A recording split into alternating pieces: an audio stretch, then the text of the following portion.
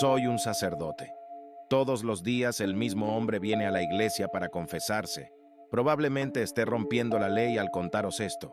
Por supuesto, a un sacerdote no se le permite contar nada de lo que se dijo en confesión, pero creo que este caso es una excepción. Necesito contárselo a alguien, a quien sea. He sido sacerdote durante bastante tiempo y me había acostumbrado al trabajo. Así que cuando un hombre entró en la iglesia y se dirigió directamente al confesionario, no me sorprendió en absoluto. No se presentó, pero eso tampoco era inusual. Algunas personas preferían el anonimato total al confesar sus pecados. No llegué a verlo bien. Llevaba un suéter gris y la capucha le cubría el rostro, ocultando todas sus características. Aún así, no le di importancia y simplemente me uní a él en el confesionario como se suponía que debía hacer, y lo saludé con las mismas palabras que ya había pronunciado incontables veces. Al principio guardó silencio. Le di un poco de tiempo porque pensé que simplemente no sabía cómo empezar, pero después de varios minutos le pregunté qué quería confesar. Pasaron unos segundos más y luego habló.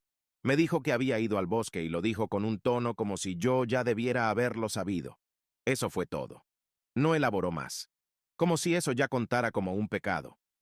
Entonces pensé que era un cazador pidiendo perdón por las vidas de los animales que había matado. Tal vez había sido su primera cacería, y el peso de las vidas inocentes le pesaba. Le pedí que continuara. Me habló de un pequeño claro, donde el césped es más verde que en el resto del bosque y de la pequeña cabaña que se encontraba en dicho claro. Luego volvió a guardar silencio. Le pregunté por qué consideraba eso un pecado. Eso lo hizo reír por un segundo y el sonido me puso la piel de gallina. Fue una risa fea, maníaca. No explicó su razonamiento, simplemente se levantó y se fue.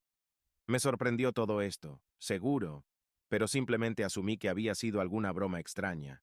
De cualquier manera, estaba seguro de que nunca volvería a ver al extraño hombre. Estaba equivocado, por supuesto. Vino a la iglesia al día siguiente y fue directo al confesionario una vez más, esperando que lo siguiera.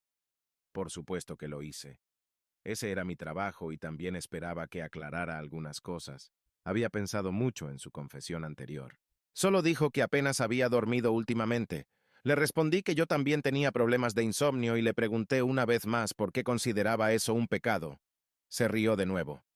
Esa risa me daban ganas de arrancarme la piel. Había otra persona que visitaba la iglesia con frecuencia. Una joven que siempre se sentaba en una de las filas delanteras y rezaba en silencio por un rato. A veces hablábamos un poco y era muy educada. Me caía bien. La siguiente vez que vino, me contó que se sentía observada en su propia casa y que ya no se sentía segura allí. Rezaba para que esa terrible sensación desapareciera, y yo me tomé el tiempo para rezar por su seguridad. El extraño hombre venía todos los días y siempre hablaba una o dos frases como máximo.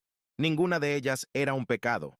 Después de solo 3 días, empezó a repetirse, hablando nuevamente sobre el bosque y sobre su insomnio. Siempre las mismas cosas, como un disco rayado. Incluso las palabras eran las mismas. El primer cambio llegó al día siguiente de mi conversación con la joven. Le notaba distinto y le pregunté si la conocía, solo porque tenía un mal presentimiento sobre él. Se rió. Mordí mi labio hasta que sangró. No dijo una palabra ese día. El hombre me daba mala espina, y yo sabía que algo no estaba bien. Llevaba visitando el confesionario más de una semana en este punto y aún no había visto su rostro. Siempre llevaba esa capucha y siempre iba directo al confesionario. A veces solo lo veía de reojo.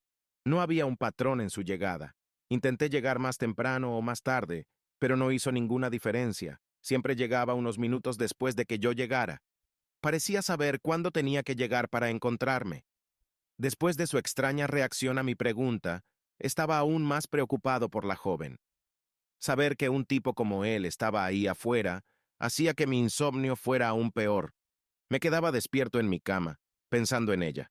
Cuando ya no pude soportarlo más, fui a su casa porque sentí que lo menos que podía hacer era bendecir su apartamento. Esperaba que eso la hiciera sentir mejor.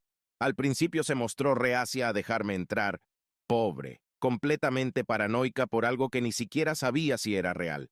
Nunca había visto a alguien, pero me había contado que la sensación de ser observada era cada vez mayor.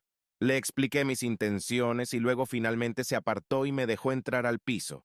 Me dijo que agradecía mi intención y que se sentiría más segura si le bendecía la casa.